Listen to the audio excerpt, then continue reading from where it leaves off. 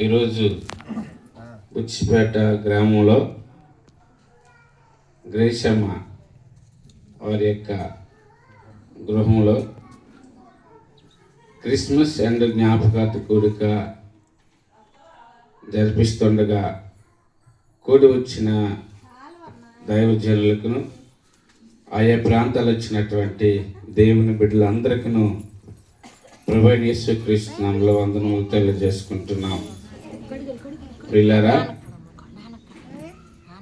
ఈరోజు మనము యేసుక్రీస్తుని జ్ఞాపకం చేస్తున్నాం.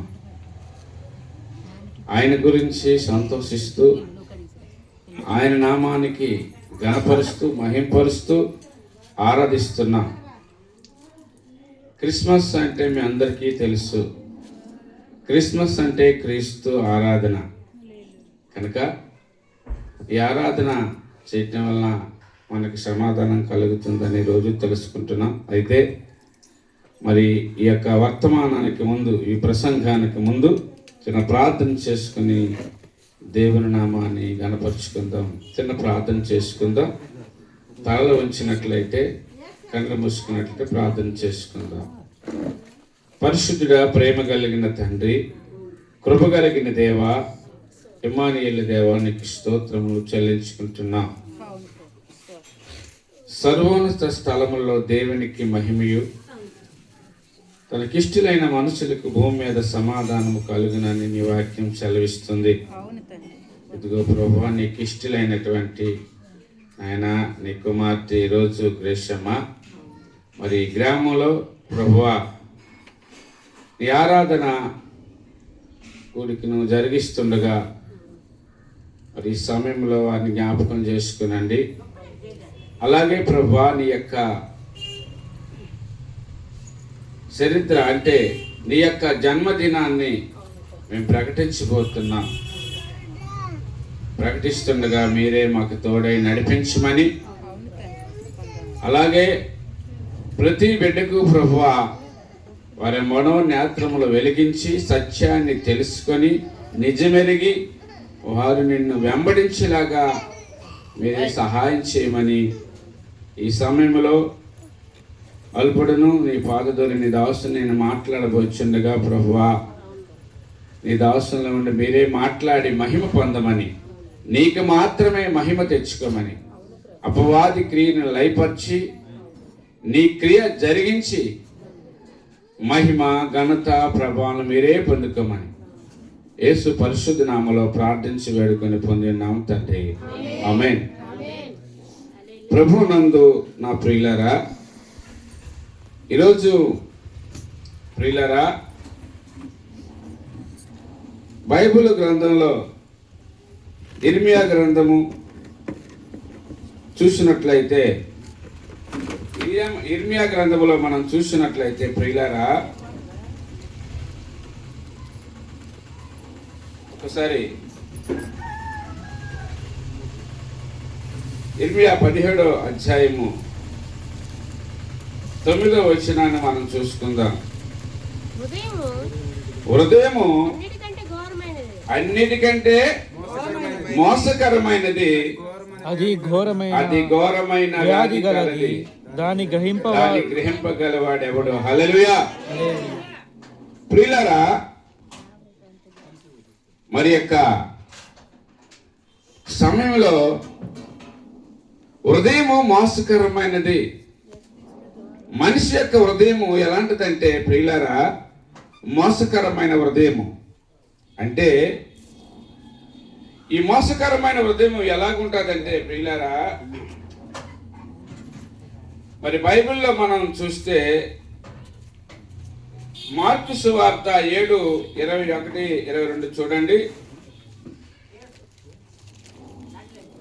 లోపల నుండి అనగా మనుష్యుల హృదయముల నుండి దురాలోచనలను, జారత్వములను, దొంగతనములను, నరహత్యలను, వ్యభిచారులను, లోబులను, చెడుతనములను, కృత్రిమమును, కామ వికారమును, మత్సరమును, దేవదూషణయు, అహంభావము, అవివేకము వచ్చెను. దేవునికి స్తోత్రం. ప్రతి మనిషిలో ఏమున్నాయని సెలవిస్తుందంటే ఉదయం నుండి అట ఏమొస్తాయంటే ప్రియులారా, జారత్వము, దొంగతనములు, నరహత్యలు, వ్యభిచారము, లోభము, చెడుతనములు, కృతములు, కామ వికారములు, మత్సరములు, దేవదోషని, అహంభవము, అవివేకము వస్తుంది. ఇవన్నీ కూడా హృదయము నిండుకొని ఉంటుంది. కనుకనే హృదయము మోసకరమైనది, అది ఘోరమైన వ్యాధి కలదు. హృదయము మోసకరమైనప్పుడు ప్రియులారా, దేవుడు నీలోకి వస్తాడా? రాడు.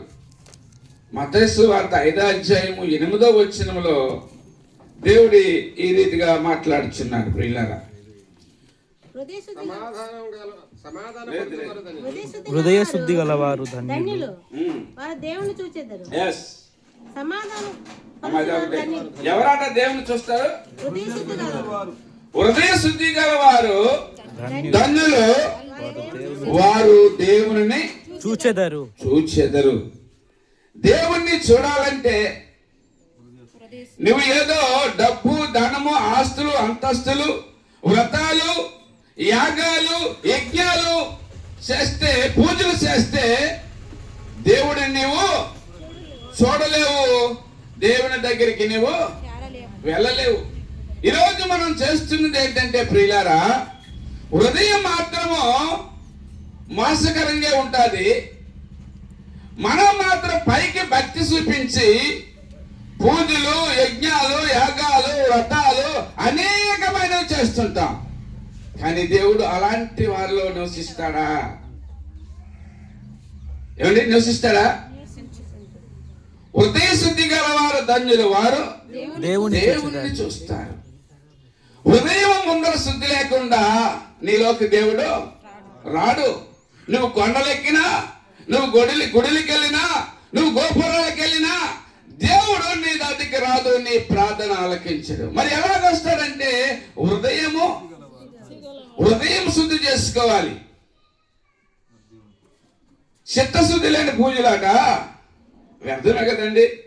నీలో శుద్ధి లేదు, నీ పూజలు దేవునికి కావాలా? అవసరం లేదు. ఎందుకంటే హృదయం నీలో శుద్ధి ఉన్నప్పుడు, అందుకే హృదయం మోసకరమైనది కనుక, అది ఘోరమైన వ్యాధి కనుక ఆ వ్యాధిని మనం మనలో నుంచి తొలగించుకోవాలి. ఏమండి, మనకి వ్యాధి వచ్చినప్పుడు, బాధ వచ్చినప్పుడు ఎక్కడికి వెళ్తాం మనము? వ్యాధి వచ్చినప్పుడు ఎక్కడికి వెళ్తామండి? డాక్టర్ దగ్గరికి వెళ్తాం. హల్లెలూయా. సహజంగా అయితే అలాగే హృదయం అనేటువంటి మన హృదయంలో రాగం ఉంది. ఈ హృదయ రాగాన్ని తీయడానికి ఎక్కడికి వెళ్ళాలి? ఎక్కడికి వెళ్ళింది ఆ యొక్క స్త్రీ, రక్తస్రావం స్త్రీ ఎక్కడికి వెళ్ళింది? యేసు యొద్దకు వెళ్ళింది. హల్లెలూయా. ఆమె జీవితంలో సమాధానం లేదు, నెమ్మది లేదు, సంతోషం లేదు. ఎప్పుడు అనేక మంది వైద్యుల దగ్గరికి తిరిగింది, కానీ 12 సంవత్సరాలు అలాగే ప్రయాసపడుతూ తిరిగింది. నా జీవిత కాలంలో నా యొక్క బాల్య దినములు మొదలుకొని ఎన్నో రకాల ప్రయాసాలు చేశాను, ఎన్నో రకాలుగా పూజలు చేశాను, వ్రతాలు చేశాను. ఆ యొక్క కథలు, వ్రతాలు ఎన్నో చేశాను. ఎప్పుడు? నా యొక్క బాల్య దినములో, నా కొంత యవన కాల జీవితంలో. కానీ ప్రయోజనం లేదు. ఎందుకంటే ప్రభువా, ఎందుకంటే నా ప్రియులారా, సత్యం అనేది మనలో లేదు, యథార్థం అనేది లేదు. ఏమండి, ఉన్నదా మళ్ళీ? అప్పుడు యథార్థంగా ప్రవర్తించే గుణం మనలో లేదు. ఎప్పుడు అబద్ధంతోనూ, మోసంతోనూ, అన్యాయంతోనూ, అక్రమంతోనూ, చెడుతోనే జీవించాం మనం చెడులో. అందుకే సత్యం అనేది మనలో లేదు కనుక, సత్యము లేనప్పుడు మనము దేవుని వద్దకు చేరుకోలేము. ఎందుకంటే ఈ హృదయమే దేవుని యొక్క ఆలయము. హల్లెలూయా. దేవుడు ఎక్కడుంటాడంటే మనుషుల యొక్క హృదయంలో నివసిస్తాడు. జక్కీది అంటాడు, జక్కీ ఎప్పుడైతే ఆయన మనసు మార్చుకున్నాడో, ఆయన చెడుని విడిచిపెట్టడానికి ఒప్పుకున్నాడో, అప్పుడే యేసయ్య అంటున్నాడు, జక్కయ్య నేను నేడు నీ ఇంటికి రావలసి ఉన్నది. హల్లెలూయా. ఆయన గత దినాలు ఎలాగున్నాడంటే కఠినుడు అయినాడు, పాపిగా జీవించాడు, కనుకనే దేవుణ్ణి చూడలేకపోయాడు. ధనవంతుడైనంత మాత్రాన దేవుడు నీ దగ్గరికి వచ్చేస్తాడా? నువ్వు పూజలు చేసినంత మాత్రాన దేవుడి దగ్గరికి వచ్చేస్తాడా? లేదు లేదు. హృదయ శుద్ధి గల వారే ధన్యులు. హల్లెలూయా. నీ హృదయం మంచిదై ఉండాలి. అర్థమైందా? ఎప్పుడైతే జక్కయ్య అందరూ పాపి అన్నారు, ఆయన కఠిన అనిపించుకున్నాడు. ఎప్పుడైతే ఆయన మనస్సు మార్చుకున్నాడు, అప్పుడు దేవుడు ఆయనతో ఏమన్నాడు, జక్కయ్య నేను నీ ఇంటికి రావలసి ఉన్నది. హల్లెలూయా. ఇల్లు అంటే తన ఇంటికి వెళ్ళిపోయాడా? మేడలోకి వెళ్ళాడేంటి? ఇల్లు అనగా హృదయము. హల్లెలూయా. యెహోవా ఇల్లు కట్టించని ఎడల కట్టివాని ప్రయాసము వ్యర్థము. నీ ఇల్లు దేవుడు కట్టాలి. ఇలా రీతిగా అనుకున్నారు. అలాగే ఎంతో మంది యేసుప్రభు అన్నాడట, ఈ గుడిని పడగొట్టమన్నాడు, 3 దినాల్లో నేను లేపుతానంటే ఈ రీతిగా అనుకున్నారు. ఇదేంటి ఇల్లు పడగొడితే 3 రోజుల్లో లేపిన అనుకున్నారు. కానీ ఆయన ఉపమాన రీతిగా చెప్పాడు. అలాగా గుడి అనగా మనిషి యొక్క హృదయము. నీ హృదయమే నా ఆలయం అన్నాడు దేవుడు.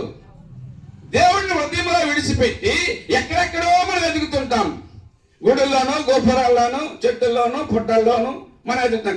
కాదు ప్రియులారా, హృదయమే దేవుని యొక్క ఆలయము. హల్లెలూయా. హృదయంలోనే దేవుడు నివసిస్తానంటున్నాడు. హల్లెలూయా. అందుకే జక్కయ్య అన్నాడు, జక్కయ్య నేడు నేను నీ ఇంటికి రావలసి ఉన్నది. హల్లెలూయా. మన ఇంటికి రావాలంటే క్రిస్మస్ చేస్తే వస్తాడా?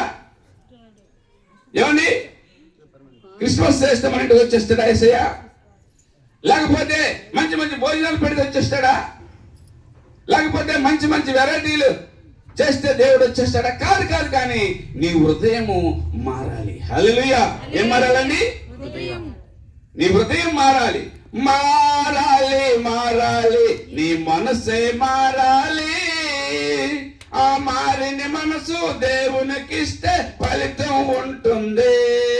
మారాలి నీ మనసే మారాలి. మనసు మారాలి. నీ మనసు మారకపోతే ఫలితము ఉండదు. నువ్వెన్ని చేసినా, నువ్వెంత ఖర్చు చేసినా, నీ హృదయం మాత్రం మారకపోతే ప్రియులారా దేవుడు నీలోనికి రాడని మనం ఒకసారి తెలుసుకోవాలి. కనుక ప్రభు నందు నా ప్రియులారా, మరి ఈ సమయంలో ఎబ్రీయులకు రాసిన పత్రిక 12:14 మనం చూసుకుందాం. ఎబ్రీయులకు రాసిన పత్రిక చదవండి ఒకసారి. అందరితో సమాధానము పరిశుద్ధత కలిగి ఉండటకు ప్రయత్నించండి. పరిశుద్ధత లేకుండా ఎవడనో ప్రభువు చూడడు. హల్లెలూయా. ఏం చేయాలట?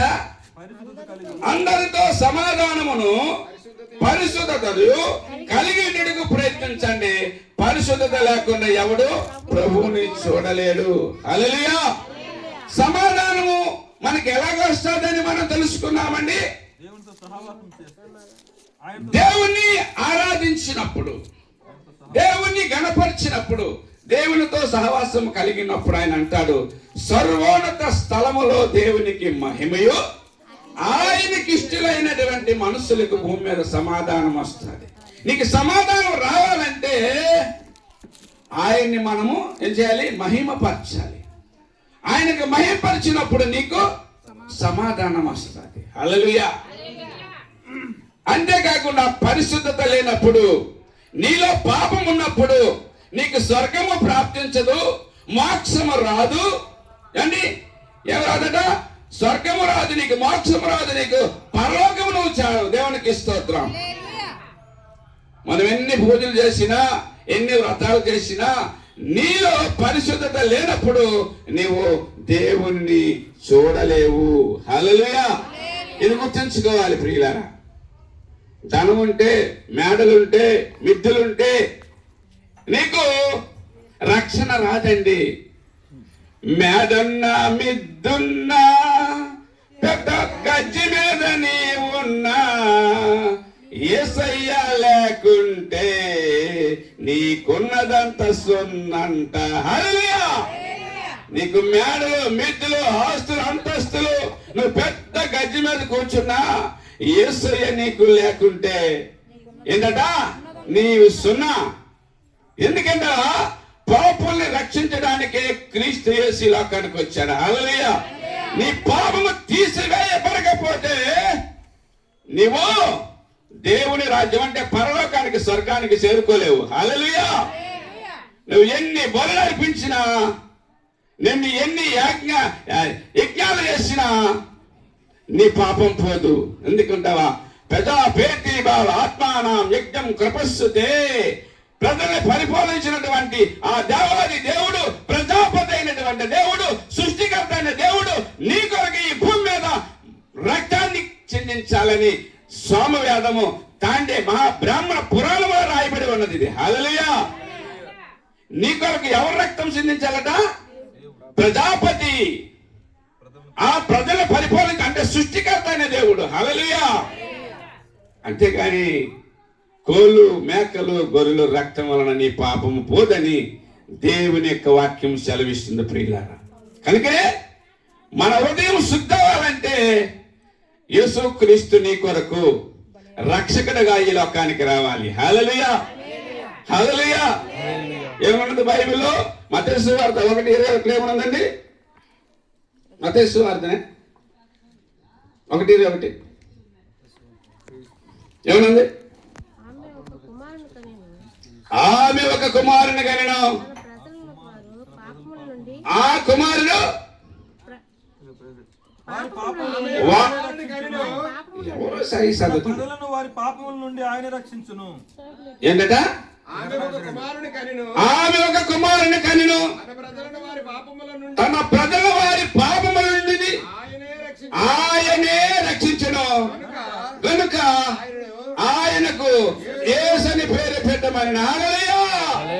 తన ప్రజల పాపములు తీయడానికి యేసు క్రీస్తు ఈ లోకానికి వచ్చాడు. హల్లెలూయా. హల్లెలూయా. తన పాపాలు తీయడానికి యేసు క్రీస్తు మనందరి పాపాలు. అందుకే దేవుని వాక్యం అంటది ప్రజలందరికీ మహా సంతోషకరమైన వర్తమానము క్రిస్మస్ అంటే. హల్లెలూయా. ప్రజలందరికీ ఉన్నది, ఒక క్రైస్తవులకు కాదండి. మన పాపములు పోవాలంటే యేసు క్రీస్తు మానవుడిగా మన మధ్యలోకి రావాలి. హల్లెలూయా. ఏ ఒక్కరు కూడా మన కొరకు బలవలేదండి. పరమాత్ముడి రక్తము సిందించాలి భూమి మీద. ఆ పరమాత్ముడిగా యేసు క్రీస్తు లోకానికి వచ్చాడు. మనందరి కొరకు సిలువలో రక్తాన్ని గార్చాడు. హల్లెలూయా. దేవునికి పుట్టుక పెట్టి సవడ పెట్టండి. ఆయనకి పుట్టుక లేదు, మరణం లేదు. ఆయనకి సజీవుడని నేను అంటున్నాను. హల్లెలూయా.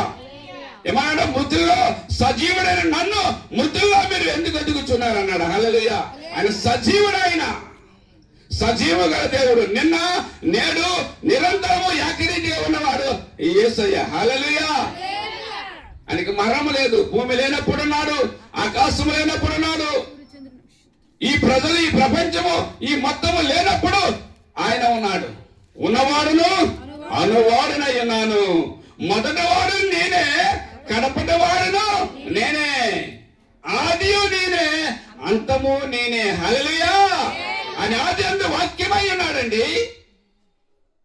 ఆయన మనుషుల కొరకు శరీరధారిగా ఈ భూమి మీదకి వచ్చాడు. హల్లెలూయా. కనుక ఆ ప్రజాపతి అయిన దేవుడు, సృష్టికర్త అయిన దేవుడు నిన్ను ఆ హృదయంలో ఉన్న మోసకరమైనటువంటి ఆ వ్యాధిని తీయడానికి ఈ లోకానికి వచ్చాడు. హల్లెలూయా. కనుక ప్రభువునందు నా ప్రియులారా, నువ్వు ఎన్ని చేసినా నీ హృదయం మాత్రం సరి లేకపోతే, నీ హృదయంలో పరిశుద్ధత లేకపోతే నీవు ఆ యొక్క స్వర్గానికి చేరుకోలేవు, ఆ పరలోకానికి చేరుకోలేవు. అందుకే యేసయ్య అంటున్నాడు, నేనే మార్గమును, నేనే సత్యమును, నేనే జీవమునై ఉన్నాను. నా ద్వారా తప్ప తండ్రి వద్దకు ఎవరు కూడా చేరుకోలేరు. హల్లెలూయా. హల్లెలూయా. ఏమని? పాపము లేని వాడిని మనము వెంబడించినప్పుడే మన పాపాలు పోతాయి. గుడ్డివాడికి తావు చూపించమంటే చూపించగలడండి? యేసేపు చెప్పండి. చూపిస్తాడా గుడ్డివాడికి తోవ? వాడు గుడ్డివాడు కనుక వాడికి కనిపించదు కనుక నీకు మంచి త్రోవలో నడిపించలేడు. కనుకనే పాపము లేనివాడే నీ పాపాలని తీయగలుగుతాడు. హల్లెలూయా. పాపము లేని దేవుడు పరిశుద్ధాత్మ దేవుడు మనుషుల కొరకు మనిషిగా ఈ భూమి మీదకి వచ్చి మనుషుల పాపముల నిమిత్తము ఆయన పాప క్షమాపణ ఇవ్వడానికి ఆయన శిలువలో మనందరి కొరకు రక్తాన్ని గార్చాడు. హల్లెలూయా. దాని ద్వారా మనకి పాప క్షమాపణ కలుగుతుంది అంతే తప్పు. గాని మరి దీనివల్ల మనకి రక్షణ లేదు. మరి ఏ నామం వలన రక్షణ లేదు గాని మరి ఎవరి నామల? యేసు నామములోని రక్షణ. హల్లెలూయా. హల్లెలూయా. కనుక ప్రభువునందు నా ప్రియులారా, మనిషి హృదయము మోసకరమైనదైతే, మనిషి హృదయము పరిశుద్ధత లేనిదైతే దేవుడిని మీరు చూడలేరు. కనుక ఈరోజు ప్రియులారా, జక్కయ్య తన మనసు మార్చుకున్నాడు. అనేక మంది పాప స్త్రీలు, అనేక మంది దేవుని యందు మారు మనసు పొందుకొని ఆ యొక్క దేవుని రాజ్యంలోనికి వెళ్ళారు. కనుక ఈరోజు నిజమైన క్రిస్మస్ ఏదంటే నీ మనస్సు మారాలి, నీ హృదయము మారాలి. నువ్వు హృదయం మారకుండా ఎన్ని పూజలు చేసినా నీవు స్వర్గానికి చేరుకోలేవు. నువ్వు ఒట్టి ప్రయాసమే. హల్లెలూయా. ఇవన్నీ కూడా వ్యర్థమే. మేడలున్నా, మిద్దులున్నా, ఆస్తులు అంతస్తులున్నా నువ్వు దేవుని రాజ్యానికి చేరుకు. ఎందుకంటే కొంత ధనవంతులు అంటారు, నాకేంట్రా గొప్ప ధనం ఉంది, నేను ఎలాగైనా ఇంట్లో కూర్చొని బతికాలి, నాకేంటంటారు. కానీ దేవుడు అంటున్నాడు, ధనవంతుడు పరలోక రాజ్యములో ప్రవేశించట అసంభవం. హల్లెలూయా. ఈ ధనము నీకు పరలోకానికి తీసుకొని పోతుందండి. అలాగైతే అందరూ కూడా ధనాన్ని ఇచ్చే పరలోక రాజ్యానికి వెళ్ళిపోదు. హల్లెలూయా. నా పుణ్య దాన ధర్మస్సే నా కర్మసే పుణ్యం భవత్ అంటారు. అంటే నీ యొక్క దాన ధర్మాలు నీ పాపాన్ని తీయలేవు. హల్లెలూయా. ప్రజాభేత్రి ఆత్మానం యజ్ఞం కృపస్యతే. పెద్దలను పరిపాలించినటువంటి దేవుడు నీ కొరకు యజ్ఞం అయిపోవాలి. ఇక్కడ నీ కొరకు రక్తం కాల్చాలి. అప్పుడే నీవు రక్షించబడతావు. హల్లెలూయా. కనుక ప్రభువునందు నా ప్రియులారా, నీ పాపం పోవాలంటే, నీ హృదయం పరిశుద్ధంగా ఉండాలంటే, నువ్వు దేవుడిని చూడాలంటే యేసు క్రీస్తు ద్వారా మాత్రమే నీకు రక్షణ. ఆ రక్షకుడే పుట్టాడు మన కొరకు మానవుడిగా. అద్వితీయ కుమారుని విశ్వాసం ఉంచేవారే నిత్య జీవం పొందిన దేవుని వాక్యం చదివిస్తుంది. అద్వితీయ కుమారుడుగా యేసు క్రీస్తు లోకానికి వచ్చాడు. కుమారుడుగా ఈ లోకానికి వచ్చి నీ పాపముల నిమిత్తమైన శిలువలో మరణించి నీ కొరకు రక్తాన్ని గార్చి మరణ సజీవుడిగా లేచాడు. హల్లెలూయా. నీకు నిత్య మరణము లేకుండా నిత్య జీవులానికి ఆయన నిన్ను నడిపించబోతున్నాడు. అట్టి కృప దేవుడు మనకు ఇక్కడ ప్రజలందరికీ కలుగుజేయును గాక. ప్రతి ఒక్కరికి దేవుడు రక్షణ, ఆశీర్వాదమును, దీవెన అనుగ్రహించును గాక. అలాగే ఈ కూడికి ఏర్పడిన కుటుంబానికి కూడా దేవుడు దీవించి ఆశీర్వదించును గాక. ఆమేన్. ఆమేన్.